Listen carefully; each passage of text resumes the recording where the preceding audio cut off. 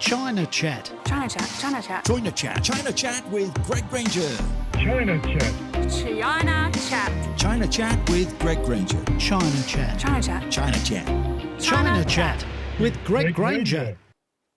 Hello there, I'm Greg Granger. Today we're talking about high-speed trains. Now, in China, there were no high-speed trains at the beginning of the 21st century. Today, China has more high-speed tracks than anywhere else in the world. In fact, their rail network is twice as big as all the other high-speed train networks added together around the world. And here in Australia, we're looking at a very distinct possibility we will have high-speed trains in the not too distant future. The new Prime Minister, Anthony Albanese, foreshadowed high-speed trains in a press conference at Wyong earlier this year. We're going to look at all of that with our big team of experts. And introducing our team of experts here from all over the world, we've got young Ben Jones up there in London, or just north of London. Hello, Ben.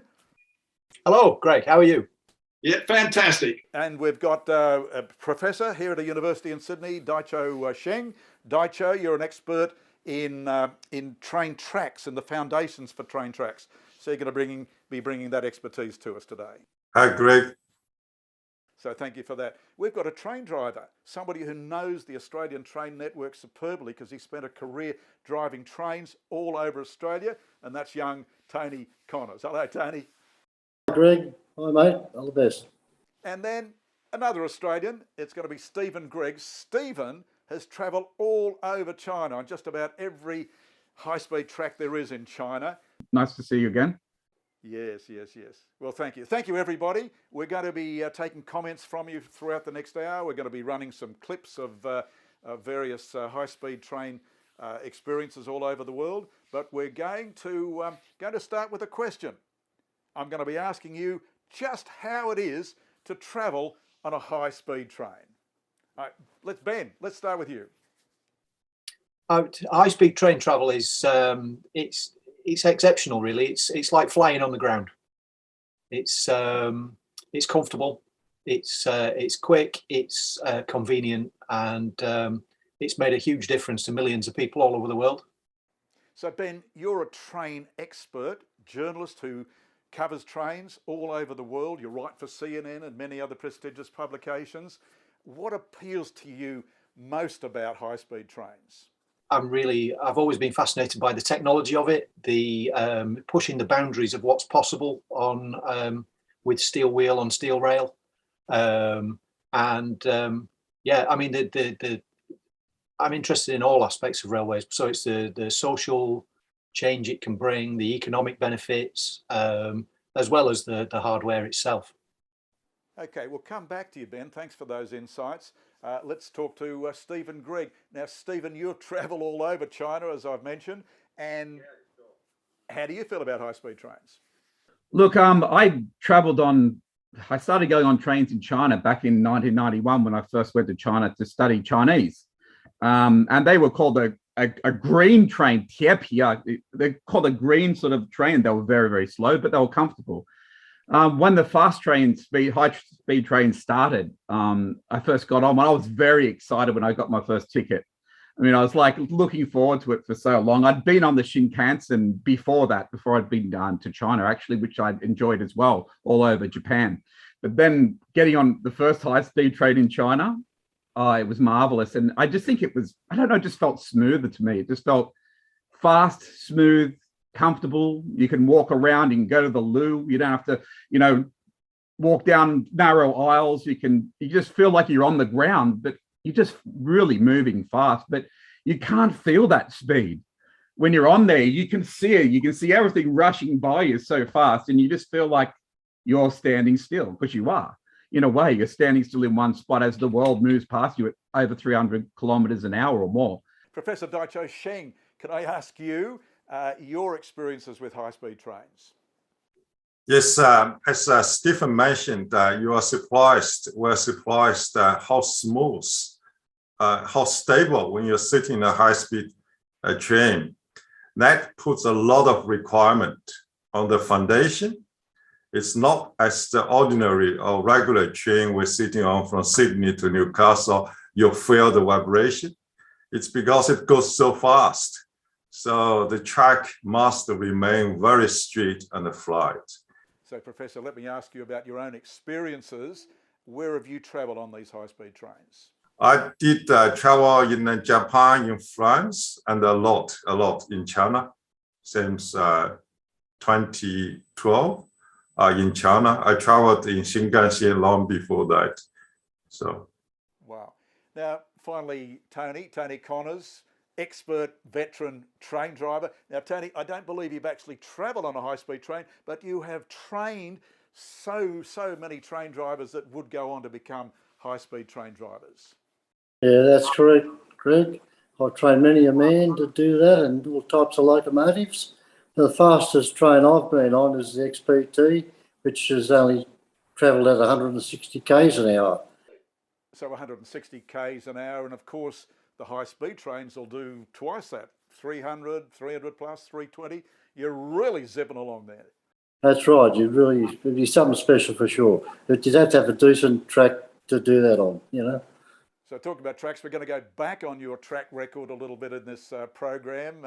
You've been giving us some wonderful experiences on film in recent weeks, so we'll come back to you on that. So that's our 4 speakers. If I can just speak, and Tony, of all people, you can come back on me if you don't mind. My own personal experiences, I've travelled that TGV all the way from Paris down through Lyon, Marseille, and back over to Nice there, and the Eurostar. It's so rock steady. It's so solid. It is so comfortable. You get in a plane and you got 2 burly guys. If you're in the middle seat, you're all squeezed in there, and that plane is jolting and jarring all over the place. But when you're on that high-speed train, you feel like you're in paradise. Travelling so fast doesn't feel fast until you travel past another train, and you get past another train in 2.5 seconds. Whoom, it goes. Whew. What do you reckon, Ben? It's made such a difference to particularly, I mean, my experiences with trains in Europe mainly, and they're travelling by Eurostar from London to Paris or Brussels. It's a wonderful experience. Okay, let's go back through the team again if we can while we've got you on camera there, Ben. Please tell me about your own outlets. You're a train expert in terms of journalism, but more than that, you're an expert when it comes to actually building model trains. Well, it's very kind of you to call me an expert. That's very generous. Thank you. But I sort of have 2 different jobs really. One is I'm trained as a journalist, so I write for lots of different outlets as a freelancer about railways, and then with my other hat on, I work for a company, and we make model trains. So I don't build them myself. We do the research and the design at this end, and then they're made in China. Wow. So talking about models, can I show you a model? Here's a model. Catch that model. That's a model of a high-speed train. That was from the headquarters of CRRC in China, down in Qingdao. And this train, they build 43% of the trains in China. And when you go there for an interview, when you go there as a TV journalist, they give you one of these. That's fantastic. Yeah, it's a beautiful model. Well, can't wait to get on the real one. What about you and the models behind you there, please, Ben? What have I got here? I've got the big one. That's what we call O gauge. That's so it's 1/43 scale. So it's a 43rd size of the real thing, and that's a British Railways loco built in the 1960s. Some of them are still around now. They're called a Class 37. And then this smaller one, which I'll bring a bit closer to the screen. Yes. That's similar sort of age. That's another one that I'm working on at the moment. That's a Class 45. They'll run at about 90 miles an hour, so 150k, something like that. So Ben, when you were growing up, did you have toy train sets yourself, model trains? I did. I get the book from my dad.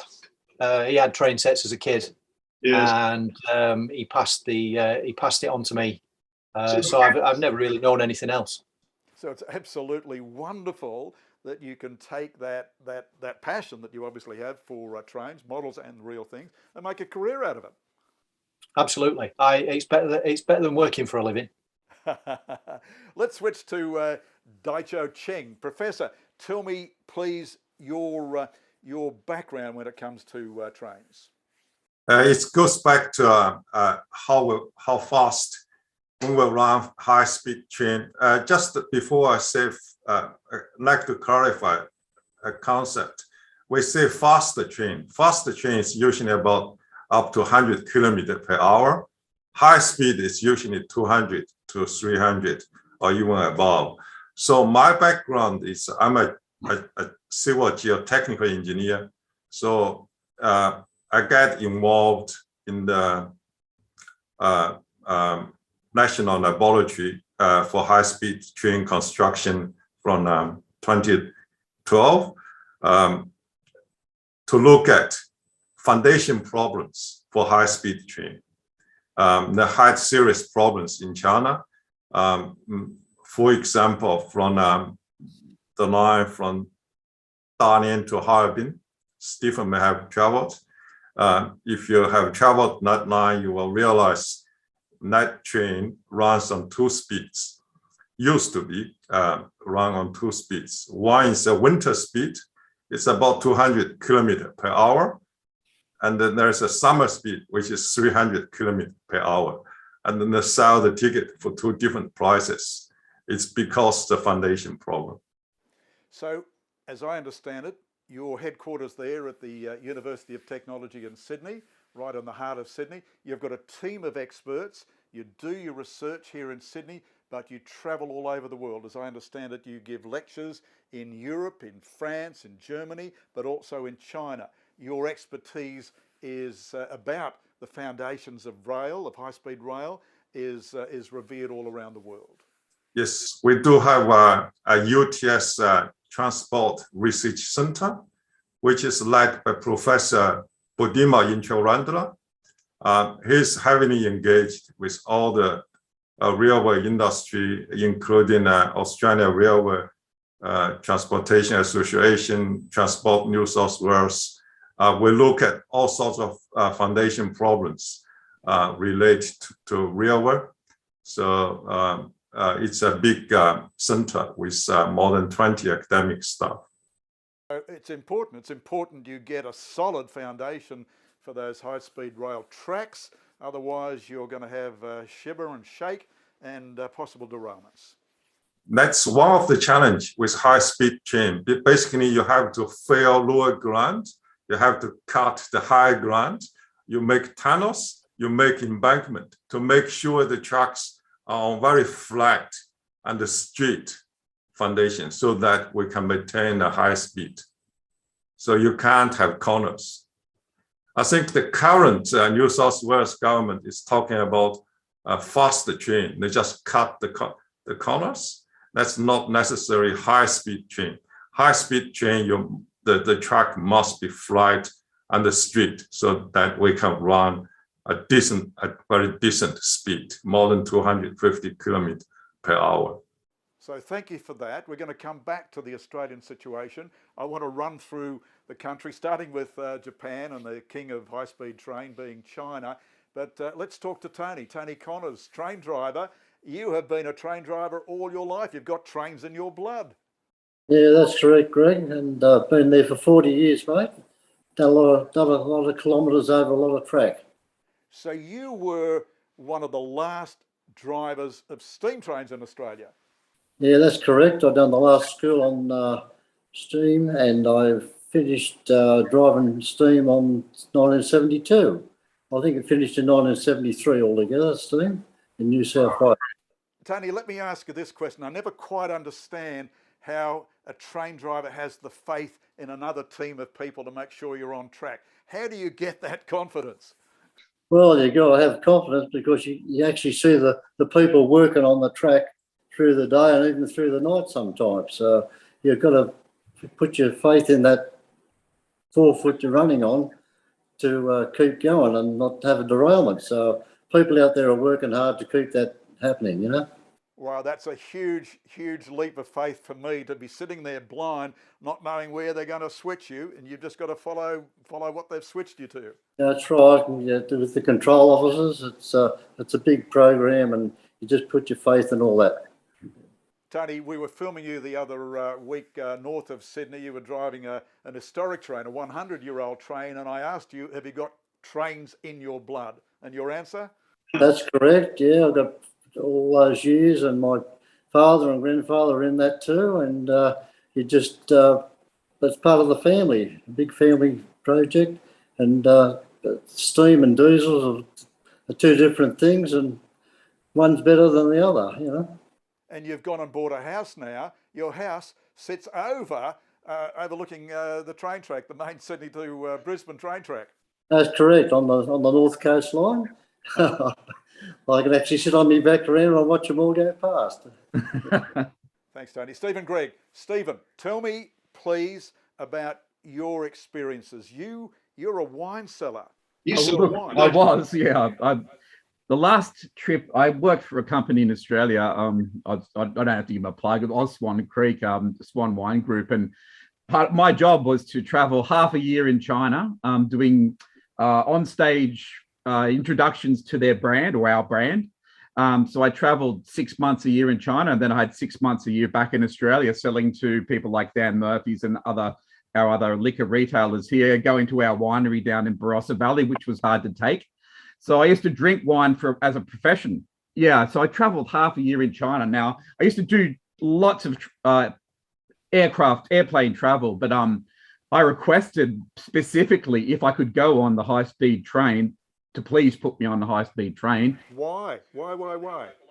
A lot of reasons. I'll list a couple of them now. Number one, it's easier generally to get to a high-speed train station because they're generally in the cities, close to the cities, whereas an airport might be further away from the city.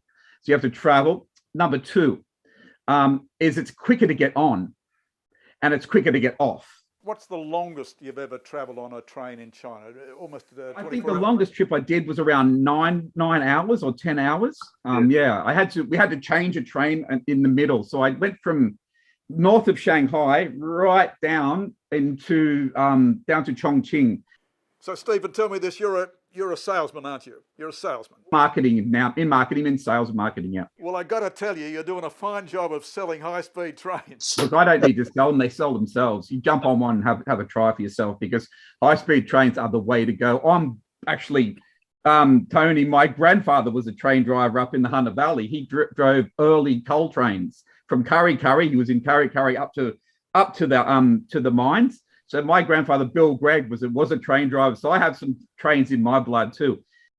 I'm from Newcastle. I was born and bred in Newcastle, and we're going to talk about this later, but I have a vested interest also. My mum and dad are still up there, and if they could take a train to Sydney in 45 minutes, I'd see a lot more of my parents.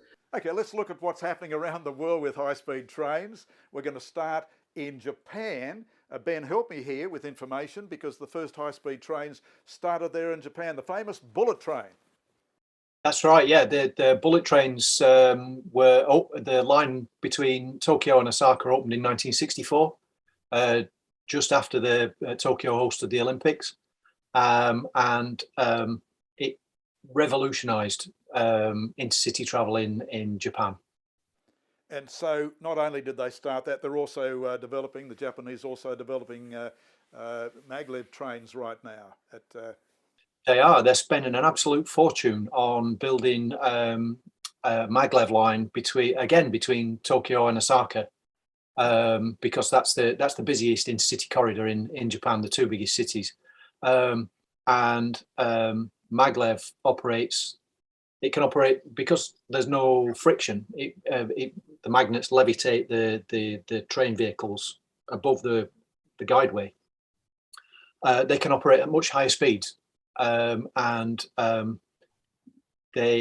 problem with Maglev is that it's even more than high-speed conventional railways. You need it to be flat and straight, so the civil engineering side of it is much more expensive.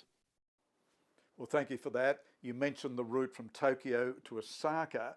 I see there's a train running these days every 3 minutes on that line. a train that's running from Tokyo to Osaka or vice versa. The train travel used to be 7 hours, it's down to 4 hours now, and they've got 180 trains running in each direction every single day. It's high-speed trains, but on metro frequencies, and they're carrying several hundred people each train, double-deck trains in some cases. That's the reason they're building the Maglev line, is because the demand is so great on that route. Well, let's turn to China. China is the king of high-speed trains. No trains at all at the turn of the century, and now they've got some 40,000 kilometres of tracks. Just amazing what they've done there, Ben. Yeah, it's what they've achieved in a decade. They've built more high-speed railways. They built more railways than the rest of the world put together. Yes. In terms of civil engineering, in terms of the train technology, it's an incredible achievement. And so we're going to look at. I took a train trip. I've done several there in China, in Hainan, from one end of the island to the other, from Beijing down to Tianjin. So let's look at a clip of my experiences on one of those high-speed trains. Then there's high-speed train travel, not only extremely popular with Chinese travellers, but also lucrative. Most services are fully booked, with the popular Beijing to Shanghai route used by nearly 600 million people last year, netting $1 billion in profits.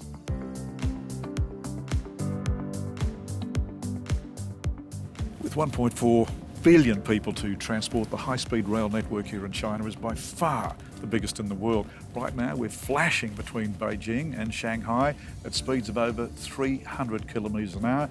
We'll make that trip in just over 4 hours.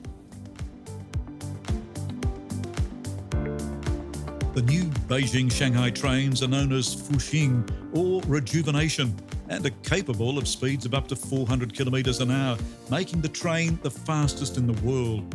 Symbolism of that is that it implies the strength of Chinese train technology and science. Wow, what an experience that was for me personally. Sold me on those high-speed trains. Now, what about Shanghai to Beijing, two major Chinese cities?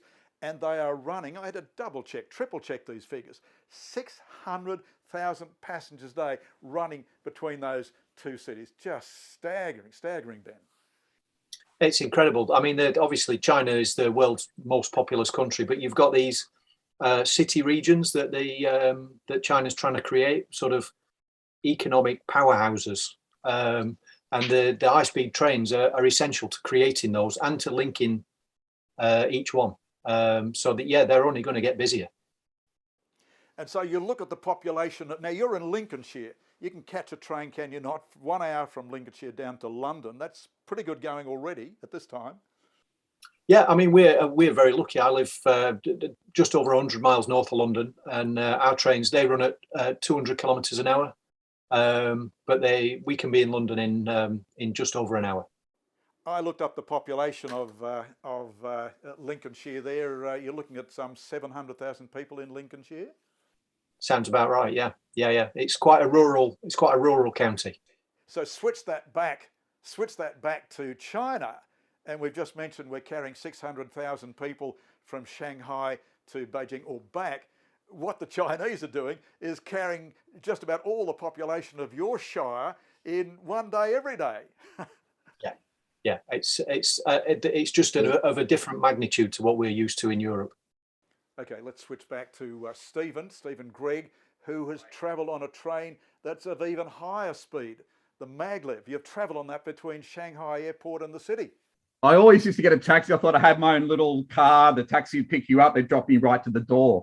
And then one year, a few years ago, I just thought I have to do the Maglev. And then I jumped on this Maglev, and I'd already been on a high-speed rail, but the Maglev, it's like turbocharged high-speed rail. You can't believe it. I think it's 600 kilometers an hour, maybe. They go, is it 600 kilometers an hour, you think, there? No, the one from Shanghai. From Pudong. It's about 400 450 kilometers. 450 kilometers. Anyway, whatever it is, it's super smooth. It's super fast. I think it gets you there in 10 minutes, which is in a taxi was like about 40 or 50 minutes. And like even less than 10 minutes, I got to Pudong area, the city area, and just jump off. There's taxis waiting there. In fact, it saves you money in a way because you don't have to pay a long taxi fare. You're there in a tenth of the time. And it's just, the speed is astronomical. You just see things going past you. Like, you can just like, telegraph poles are just like, you can't even see them. They're just that fast. You're going so fast. Well, let's talk to the professor, Daicho Cheng. You're looking at the foundations, of course, high-speed train you're specialising in. What about the Maglev? I have not studied maglev trains, but I know they run in a number of cities. From my home city in Changsha, they actually run a magnet on very low speed, about 70 kilometers per hour. Yes. They purposely built it just to transport people from the city to the airport as a test. So maglev train can run very fast. They can also run relatively slow. So it's a very flexible system. I think the track system in China is dominantly by Snap Foundation, not the maglev train. Well, let's go back to Ben. Ben, I was doing my calculations. I calculate that we're here in Sydney. You're all the way over there north of London in Lincolnshire, and our distance is some 17,000 kilometres, right? Okay, that sounds about right. And if you do your sums with that 600 kilometres an hour on the Maglev, we could be here, we could be with you, we could be sharing a beer in 27 hours' time. Well, if only we could do that, that would be amazing. Because it's almost as fast as an aircraft, almost as fast as the planes. Yeah, and the big advantage with trains, of course, as somebody mentioned earlier, is that you can go, you don't have to get out to the airport, sit for 2 hours, go through security and all that sort of thing. You start in the city centre and you end in the city centre. So quite more often than not, you're where you need to be. Let's cut to France. We're in Europe now. The first high-speed train in France was the TGV. I've had a personal experience back in 1990. We're going back 32 years now, but travelling that TGV all the way from Paris down through Marseille over to Nice. Let's look at that experience. The metro is our means of transport out of Paris, connecting us with the world's fastest train, the TGV.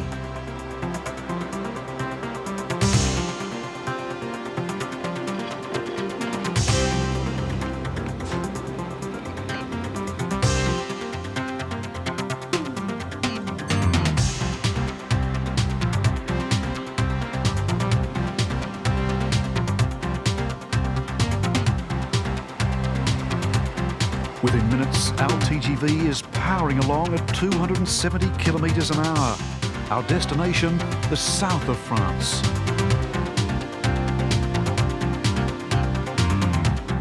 We're travelling so fast that they have installed computerised signalling on this train, so the driver does not have to see any of the signals at all. Yes, true. The train picks up from the tracks all the signalling via its computers, which tells it to go slow, go fast, other trains coming.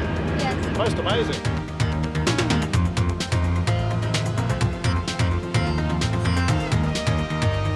Marie, this is just so fast now. I feel like I'm in one of those front park rides.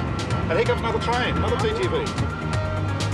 The French have just developed an even faster TGV, the new Atlantique, breaking the international rail speed record with an amazing 450 kilometres an hour.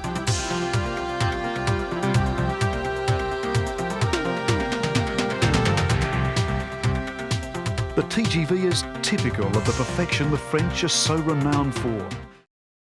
So that's France, that's the TGV. Of course, Ben, you've travelled all over Europe on high-speed trains. Yeah, that's correct. I mean, as part of my job, but also for pleasure, I travel all over Europe, and the high-speed trains have made a massive difference to that. The French were the first to to build a high-speed line between Paris and Lyon, and there were specific reasons for that. France is a huge place, and the railway between its two biggest cities was quite a meandering thing, and it took a long time. When they built the TGV, it transformed travel in France, and then of course, as soon as that opened, it was massively successful.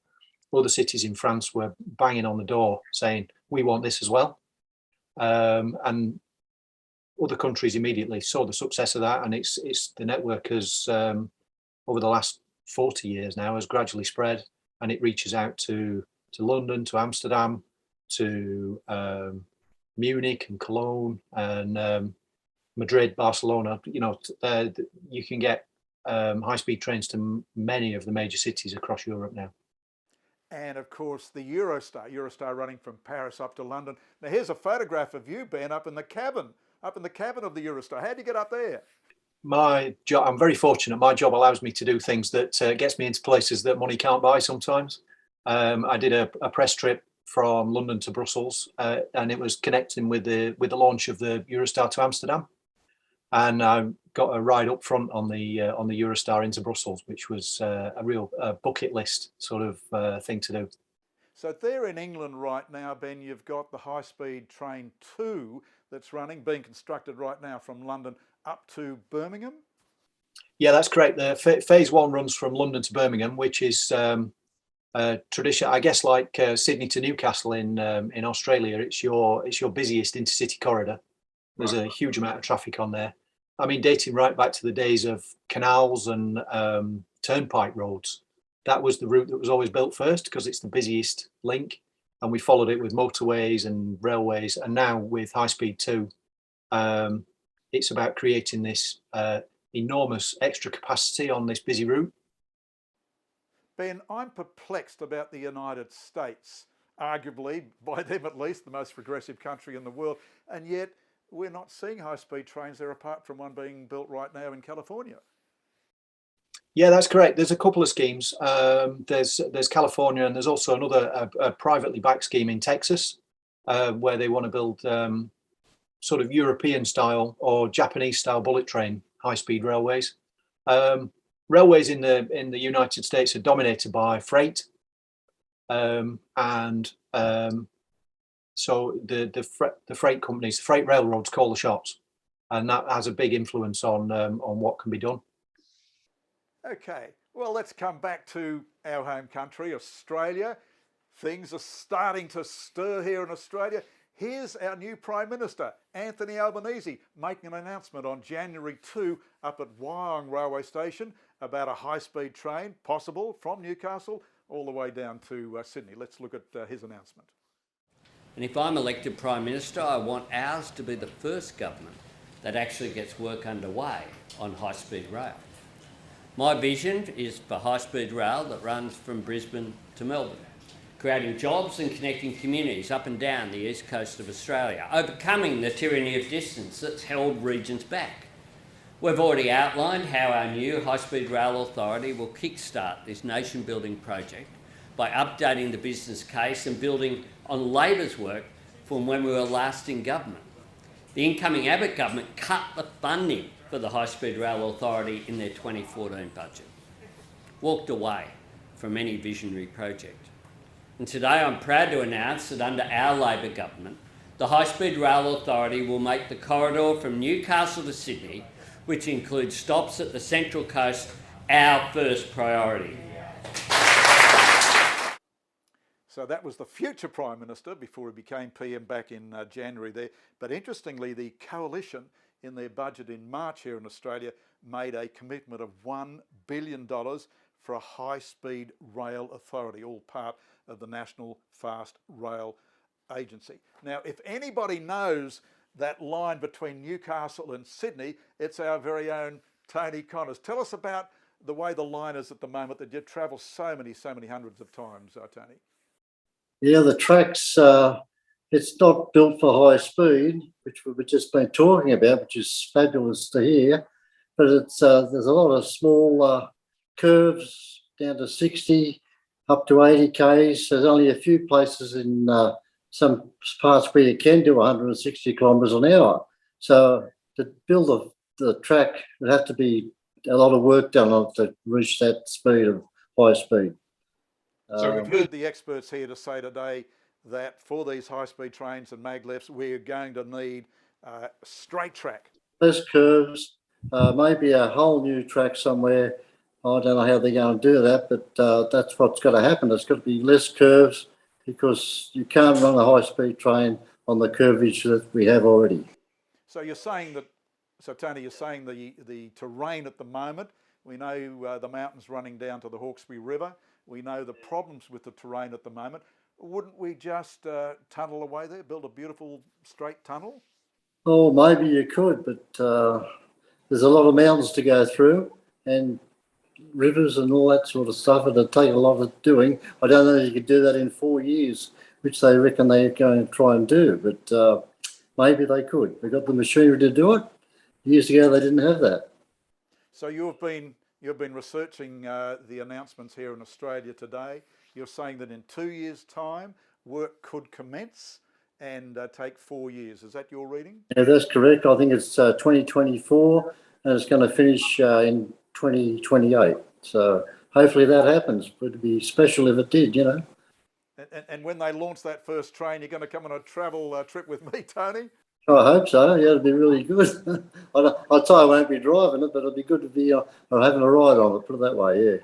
Listen, I want to do a flashback with you. This is not exactly high-speed trains, but we have been filming you running a vintage train, a train called the Tin Hare, and it was called the Tin Hare because it was launched 99 years ago, almost a century ago, to match the tin hares that were put out on greyhound tracks at that very time when it was launched back in 1923.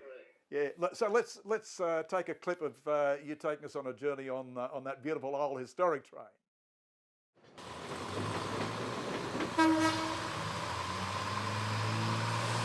We're going to be travelling history today. This is the CPH, 100 years old, a set of 3 carriages. They nickname it the Tin Hare. All aboard on our trip up to Dungog. Engine number 1 here was built in 1923 and the 2 following rail motors put into service later in the 1920s. Volunteers at the Patterson Rail Museum have worked hard to restore all 3 rail motors. What they've put back into service are running as efficiently and reliably as the day they were originally put into operation. We're scooting along 80 k's an hour. Tony, the driver here, is limited to that speed. This old girl, this 100-year-old train, can do that, 100 k's an hour. Marvellous for such an old beast. Tony Connors not only gets to help restore these historic rail motors, but he also gets to drive them. So Tony, you're one of the last steam train drivers. That's right, yep. How were they? Great, different altogether. They were more alive and not like a diesel, more like a sailing ship. You had to work together to get them going, you know? Yeah. Okay, Tony, thanks for that experience on the beautiful old Tin Hare. Daicho Shing. Now, you actually live, do you not, in the city of Newcastle and transit regularly on that trip down from Newcastle to Sydney? Yes, I do. I only travel during the weekend. So I stay in Sydney usually from Tuesday to Friday. So I travel back to my wife and then my other family members on the weekend. And how long does that train trip take you? 2.5 hours. Right. 2.5 hours. And Ben, you're very good with the maths there. If he's travelling in a train at 320 k's an hour, how long is that going to take him to do that 100k trip on the high-speed train? If he's travelling at 300 kilometres an hour, 320 kilometres an hour, it should halve the time that he's taking at the moment. So it's probably even better than half. So you're probably looking at an hour. Wow, it's quite something, eh? Quite something.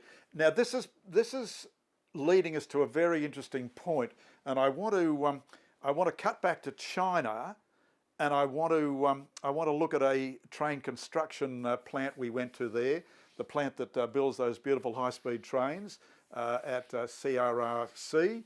So let's take a look at that major construction factory. A super fast ride on the bullet train from Beijing delivers us to a major manufacturer of high-speed trains. Steam train to bullet train, how quickly China's train transport has moved in the last century.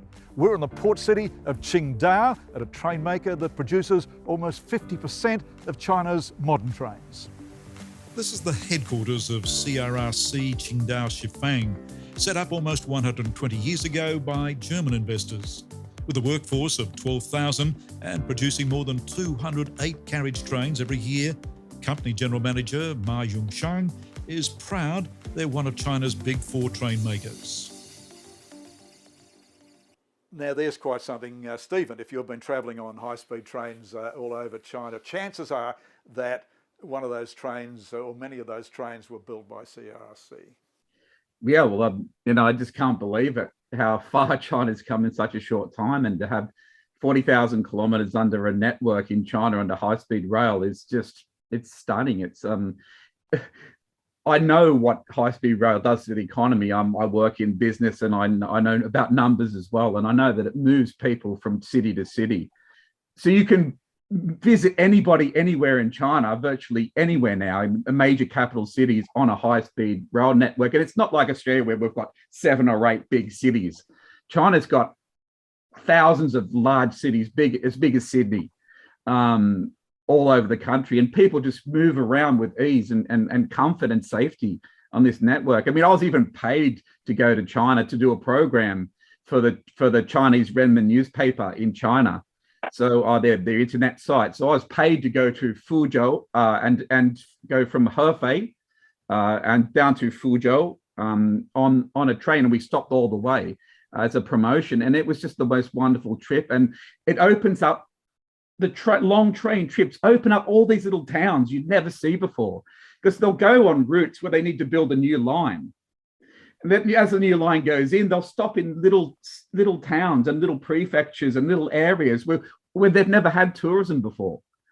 So these people are becoming more wealthy because people can now travel there. Gentlemen, let's go back to that CRRC headquarters. There, where they're building 44% of the trains. The gentleman I spoke to in a senior position there several years ago is still the VP of this service, Ma Yongshang, and he's telling us that they're building some 44% of all those high-speed trains there in China. Let's look at that interview. So the high-speed rail network in China now is the largest by far in the world, and a lot of it is covered by your trains. 是的，在中国的这个高速 44% of all high-speed trains in China come from our factory, Sufang. 那么 Of every 10 high-speed trains in the world, 6 come from China. 占了全世界的60%。 So this is a massive revolution in terms of transport in China, going from the trains to this train, massive revolution. 是的，我们把这个 Yes, indeed. We call the development of high-speed trains a time of intense emotion. There's been a period of rapid expansion in which people work very hard. For sure, they're very proud of their achievement. 我们产量 On average, we produce 200 sets of high-speed trains every year. This number will vary depending on the orders we receive. So gentlemen, let's make some comparisons between all these services we've been talking about. Is one service any better than any other? Let's take you, Ben, first. I think each country has its own set of unique circumstances. Generally, high-speed trains they're built for long distances, so they tend to be comfortable. What we're starting to see in Europe now is that we're getting some low-cost operations, a bit like the low-cost airlines, where it's no frills. Or the seats are really crammed in. That's a new development. It means that it's bringing a new audience to high-speed rail, but it's not quite the sort of comfort that we've been talking about on some of the Chinese trains with the big seats and stuff. Professor Dai Sheng, tell us, what do you feel about the differences between these varying countries?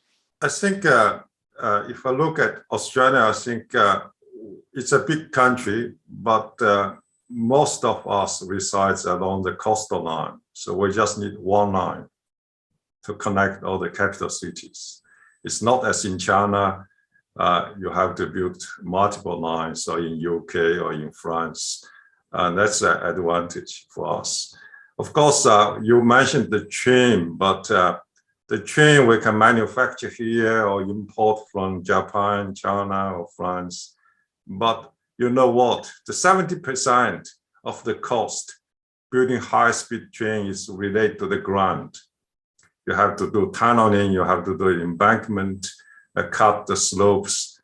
So it's 70% of the cost. It's the construction cost. And so, Professor, how hard is it going to be to construct a high-speed train? I mean, from Sydney to Canberra, it's relatively flat, except the Blue Mountains. But from Sydney to Newcastle, we have quite a few hills. We have to either tunnel through or cut a reasonable amount of rock. Or you have to also have to fill quite a few places which is river. So it depends. When our current prime minister was the transport minister in Kevin Rudd's government, he initiated a feasibility study, one of the many feasibility studies. I think the cost come out is 14 billion, if I remember correctly. So, gentlemen, I want to go back to that CRRC factory and hear from the boss just once more on his vision. He's seeing that these high-speed trains are creating one super-sized city. It's going to be so quick to get from anywhere in the country to another destination. Let's watch that clip. Is the speed of your trains limited by the tracks? If the tracks were even better, could your trains go even faster? Certainly, we have positioned Shufang to provide solutions to meet our customers' requests. Whatever our customers' requirements, we're certainly able to produce the product for them. Apart from our current production of high-speed trains, we're researching production methods for Maglev trains, magnetic levitation trains, capable of 600 kilometers an hour. China is a huge territory which needs a variety of solutions to meet travelers' extensive demands for quick and convenient transport. I think we can say it. One is because of the rapid rate of development in technology in China. The other is the broad demand from users. Geographically, China is enormous. We have laid the biggest rail network in the world. Ben, let's go to you. Interesting point he's making there, that these high-speed trains are going to allow us to have basically super-sized cities. It's a big ambition of the Chinese government to build these city regions, these economic powerhouses, a bit like in the south around Shenzhen, the Pearl River Delta. They're investing billions and billions of pounds in creating groups of cities that are economic states almost. I mean, the GDP of these places is bigger than a lot of countries. And the railways, high-speed railways and high-speed metros, things like that, are integral to creating that unified region. And there are numerous different ones all over China, where they'll not only be linked to each other, but linked internally with modern high-speed, often autonomous, driverless new trains. So going back to you, Stephen Craig, would you concur with Ben's views there? Oh, for certain. I mean, one of the benefits for Australia will be that Sydney, Central Coast and Newcastle can become a super city, a super area where people can travel from work and home every day. I used to live on the Central Coast and travel down on a train from Gosford. It's a pain. It was over an hour and a half to get to Sydney. I could go double the distance for half the time, and it allowed people to work in other areas and live in other areas, and the social benefits of that will be great. People can go home at night, not have to stay in city like the Mr. Chang, and see their wife every day. And this social benefits are enormous, and economic benefits. The economy can only expand. You're talking $14 billion to build this network up to Newcastle. Look, that money will come back in time. It's all about investment. China is very forward thinking. They can think 10, 20, 30, 40 years in advance, 100 years in advance. They've always been doing that. And if Australia forward thinks like China, we can have an economy, maybe not as big as China, but, you know, as healthy as China. Tony, I want to get your views. You've been, as you say, driving trains all your lifetime. What do you see in the future? Yeah, Greg, well, I can see there what everybody said. You've got the two biggest cities in New South Wales, and to halve the distance and time between the fast trains would be fantastic. And that's right, it'd bring everybody closer together. That'd be one hell of a thing, you know. So, Professor, what do you see in the future? The future is it's bright, but I think one thing, as Steve mentioned, is we change government so often. So infrastructure investment, long-term investment. So we're seeing that China's revolutionised train building and train track building with high-speed trains. What sort of expertise can they bring to Australia in both train manufacture and manufacture of lines?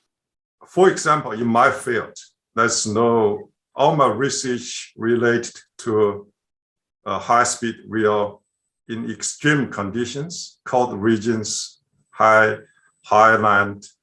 They're all published in English. So we share the expertise. Of course, we don't have the research facilities as in China. They're way ahead of us, but knowledge can be shared. And also the experience, the mistakes made can be learned. And I think if we have experience from Japan, from China, from Europe, if we decide to build high-speed rail, I think we're in a very good position to do it without much mistake. Separate to that expert group of panellists that we have there, we have another expert Chinese executive coming in from Malaysia. Now, this executive, Kong Chi, has been looking after supervising a rail project that is going all the way, a high-speed train project all the way from down south in Singapore up towards Kuala Lumpur, the capital. That's being built right now. He's in charge of that. How's the project going, sir? The project is on track. Up to date, the project has progressed more than 30%. How long will this train track run? And the route is about 665 kilometers long with 20 stations and travels 4 states. When did you start? The EPCC contract was signed on the 1st November 2016 in Beijing by CCCC and the Malaysia Rail Link Company. And when will you finish? The project completion is divided into 2 sections. The first section from Kuala Lumpur to East Coast is estimated to complete by end 2026. The second section, which mainly serves freight, will be completed by end 2027. Is there an interest in building a high-speed rail network here in Australia? I believe China can provide a solution of high quality, high standard, and green high-speed train for Australia. We are waiting for the chance to provide our technology and our experience in high-speed railway area. Thanks so much for your time. Thank you. Thank you. And that just about wraps our program on high-speed trains here today. Let's just go back round the network just once more and get a summary. Tell me how it all comes together for you, Ben. I think high-speed rail it's not suitable for everywhere, but for where you've got groups of cities, as you're talking about in New South Wales, it can have a huge economic and social benefit. And yes, it's expensive, but as various, as China, as Japan, as Europe has proved, if you invest, it's worth the money. Stephen, Greg, how do you see it all coming together? Look, for what they've done in China, it's been fantastic. Let's bring it down here to Australia, down under. Let's build this train network from Brisbane to Melbourne, and not just the economic benefits, but the social benefits of people being able to move around, visit each other. It's going to be fantastic. I cannot wait. I'll be the first person in the ticket booth. Daicho Shing, Professor, please summarise. Yes, I think we're in a good time. I think it depends on the government. If they really made up a decision, it's good time to build high-speed train in Australia. And finally, let's hear from the old-timer, Tony Connors, driven steam trains, driven freight trains, driven the XPT. You're the veteran. How do you see it all? Well, I feel how I see it. I've never travelled on a high-speed train, but it must be fantastic. All these fellas I've been talking to tonight, they've all done it, so it must be fabulous. And to cut the time between the two cities in half, unbelievable. So that'd be great. I can't wait to see it. Thank you, Tony. Unbelievable. Thank you, everybody, for joining us tonight. It's been a real, genuine pleasure. We've really enjoyed your expertise. We look forward to so many viewers enjoying what you've got to say. Thanks so much, and goodbye.